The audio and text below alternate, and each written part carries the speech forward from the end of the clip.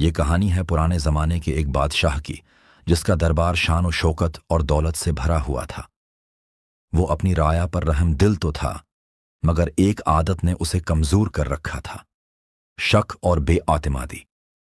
بادشاہ کو اکثر یہ خوف رہتا کہ کوئی اس کے خلاف سازش نہ کر دے، اسی لیے وہ ہر وقت اپنے وزیروں کو آزماتا رہتا تھا۔ بادشاہ کا سب سے قریبی وزیر فیروز نام کا تھا۔ فیروز عقل مند، وفادار اور نرم مزاج انسان تھا۔ وہ ہمیشہ سچ بولتا اور بادشاہ کو اچھا مشورہ دیتا، مگر دربار میں کچھ دوسرے وزیر اس کی عقل اور قربت سے جلتے تھے۔ وہ اکثر بادشاہ کے کان بھرتے اور کہتے کہ فیروز پر بھروسہ کرنا ٹھیک نہیں، یہ ایک دن تخت پر قبضہ کر لے گا۔ بادشاہ کبھی یقین کرتا اور کبھی نہ کرتا، مگر شک کی آگ آہستہ آہستہ اس کے دل میں بڑھتی گئی۔ ایک دن بادشاہ نے سوچا کہ فیروز کی وفاداری کو آخری بار آزمایا جائے۔ اس نے وزیر کو بلا کر کہا، فیروز، کل سے تمہیں ایک خاص کام دیا جائے گا۔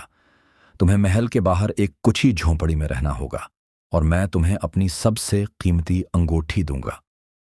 تمہیں اسے اس وقت تک حفاظت سے رکھنا ہوگا جب تک میں نہ کہوں۔ دیکھتے ہیں کہ تم اس بھاری امانت کے ساتھ کس قدر وفادار ہو۔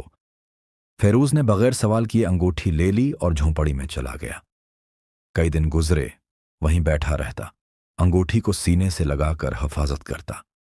بادشاہ روز اپنے جاسوس بھیجتا، جو دیکھتے کہ فیروز انگوٹھی کی حفاظت کر رہا ہے، مگر ساتھ ہی غمگین اور تھکا ہوا نظر آتا ہے۔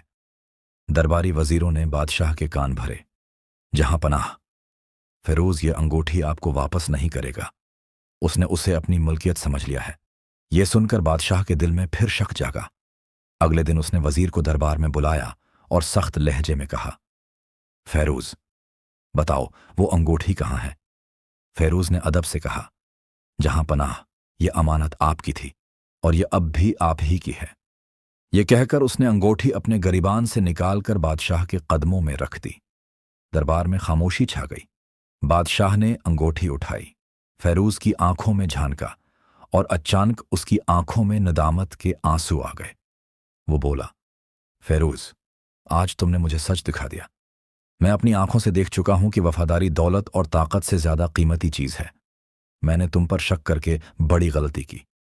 بادشاہ نے باقی وزیروں کی طرف دیکھا اور کہا، یہ لوگ جو شک کی آگ بھڑکاتے رہے، آج کے بعد دربار میں نہیں رہیں گے، کیونکہ بادشاہ وہی کامیاب ہے جو سچ کو پہچان لے اور جھوٹ سے دور رہے۔ فیروز کو عزت، انعام اور مزید اختیار ملا، مگر وہ ہمیشہ کی طرح عاجزی سے کہتا، جہاں پناہ، میں تو صرف ایک نوکر ہوں، مگر نوکر کی سب سے بڑی دولت اپنے آقا پر سچا رہنا ہے۔ یوں تاریخ ہمیں بتاتی ہے کہ شک کی بنیاد پر کوئی سلطنت مضبوط نہیں رہتی، بلکہ اصل طاقت اعتماد اور وفاداری میں ہے، اور بادشاہ وہی کامیاب ہوتا ہے جو اپنے سچے دوستوں اور وزیروں کو پہچان لے۔